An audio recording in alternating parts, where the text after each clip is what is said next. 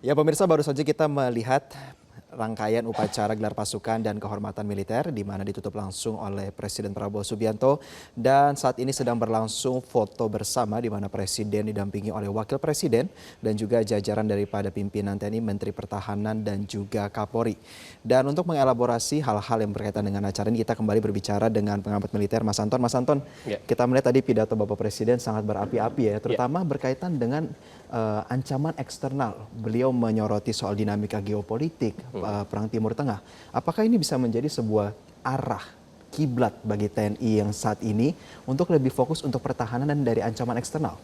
Iya, jadi saya ngelihatnya nih, Pak Prabowo memang seorang prajurit militer sejati yang menerapkan civis pacem para belum. Jika mau damai harus siap perang.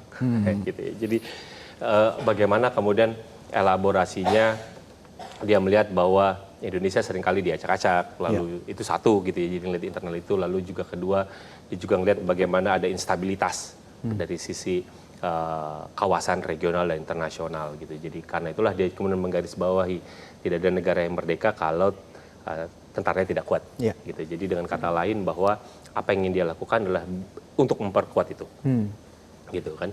Tapi kan kita bicara tentang penguatan tadi, itu tidak hanya sekedar ya tadi hari ini udah dilantik, kemudian ada pemekaran, tidak. Gitu, bahwa yang namanya TNI itu tidak hanya orangnya saja, tidak hanya strukturnya saja, tapi kita juga harus memikirkan alutsistanya. Alutsistanya juga harus kita pikirkan adalah ketika alutsistanya punya, maka yang harus kita jaga adalah yang namanya readiness, kesiapsiagaan. Gitu. Ini yang memang ongkosnya selalu mahal. Modernisasi, pengadaan gitu ya? Bukan aja. Jadi ketika kita sudah punya alat, ini yang alat-alat yang banyak dipajang di belakangnya, ada MLRS dan yang lain-lain.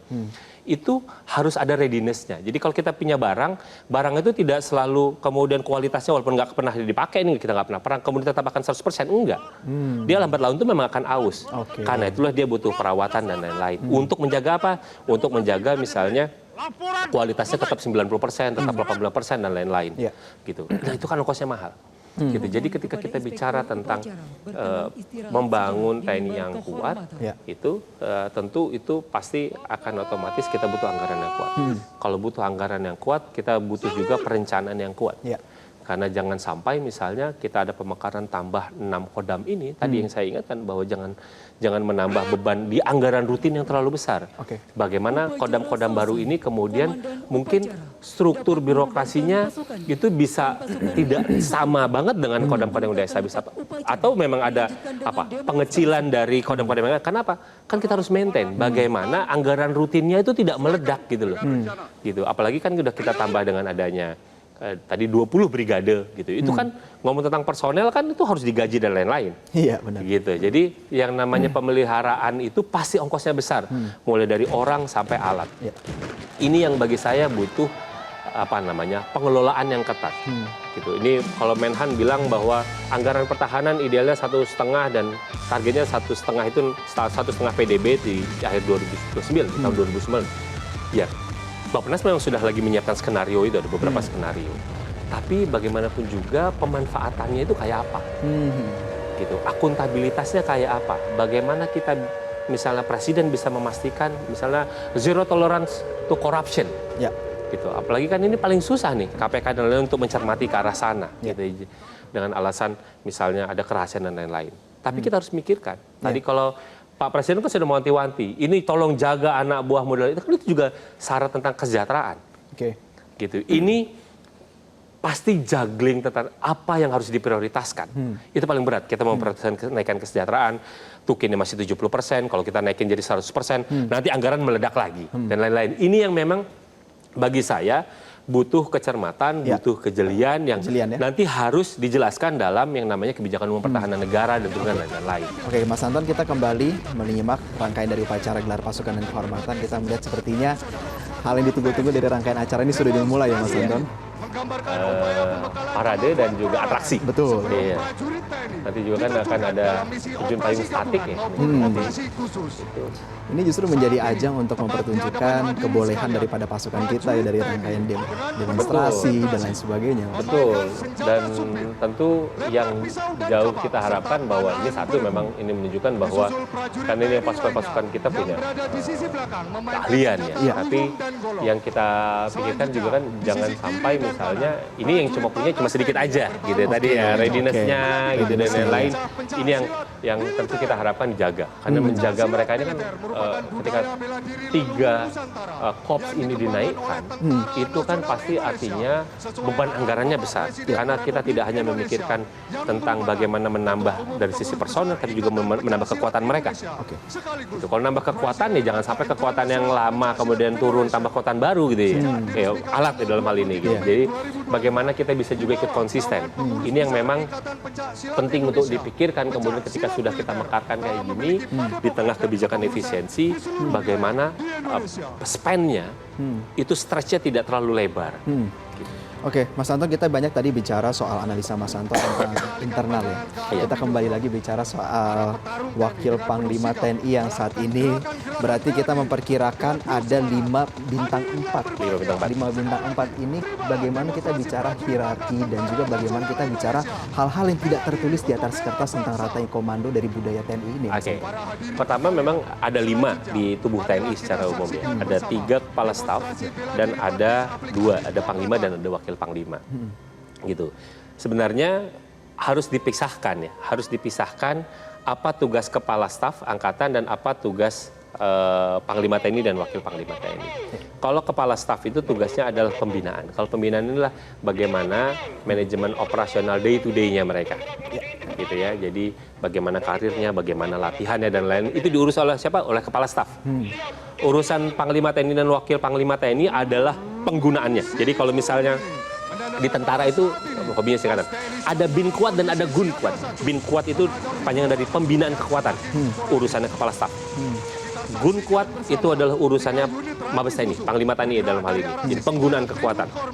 Nah, itu sebenarnya tugas wilayah tugasnya berbeda.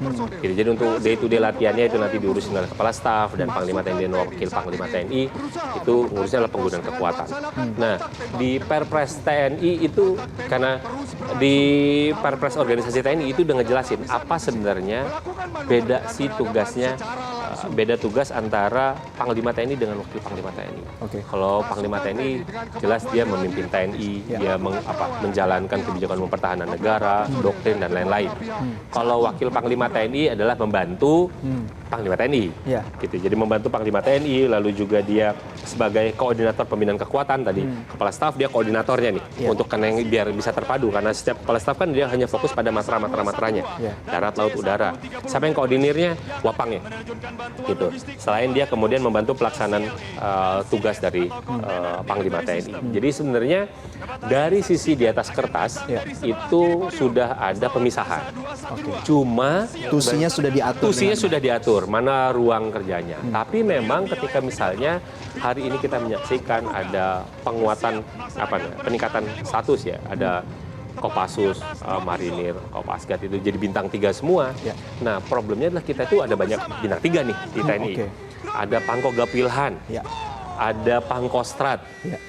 Kalau di Angkatan Laut ada Pang Armada, di Angkatan Udara Pangkopsutnas gitu ya. Kita juga ada lagi Pangkohanutnas. Problemnya adalah ketika nanti ada kedaruratan, gimana nih strukturnya? Siapa yang bagaimana komando? Kalau rentang dari Panglima ke bawahnya sih udah ada. Tapi misalnya dari Kogab Wilhan, lalu juga relasi nanti dengan Pangkostrat, dengan yang lain-lain.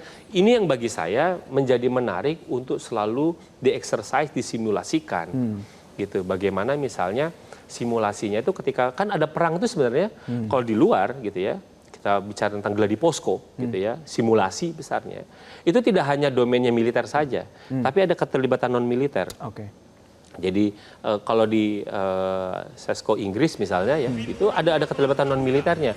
Kemlu akan itu main di mana, Kemdagri ada main di mana, itu harus disimulasikan. Jadi sebenarnya ketika kita bicara simulasi perang itu tidak melulu ngomong tentang TNI ini. gitu, ada sipilnya. Lintas stakeholders. Nah, lintas stakeholders gitu ya. Karena kan perang itu kan tidak hanya satu dimensi gitu ya. Nah, ini yang bagaimana kita harus exercise struktur ini sehingga kemudian kalau nanti ada penadakan strategis, kitanya nggak gagap.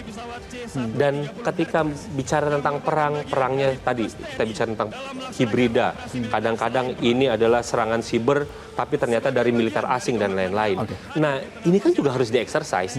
Gitu. Ini yang bagi saya kesiapan itu juga harus juga ditingkatkan. Ya, artinya bahwa kita melihat rangkaian reorganisasi ini tidak berhenti sampai sini, tetapi Semestinya juga tidak berhenti sampai terus sini. bergerak untuk menjawab tantangan bangsa. Baik, kalau Betul. gitu terima kasih Mas Anton Ali Abbas telah bergabung bersama kami di Breaking News Metro TV kali ini. Dan pemirsa, demikian Breaking News Metro TV kali ini. Saya Jose Nicole mewakili rekan Valeri Bundianto dan juga rekan-rekan yang bertugas pamit undur diri. Terima kasih atas atensi Anda. Sampai jumpa.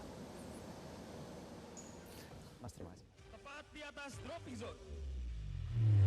Green light, dropping, go!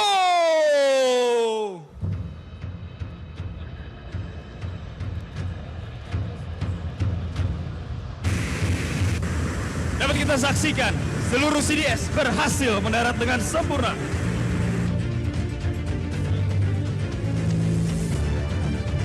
Hadirin yang kami hormati, berikan tepuk tangan yang meriah untuk seluruh flight pesawat angkut Tentara Nasional Indonesia. Jelajahi cara baru mendapatkan informasi. Download Metro TV Extend sekarang.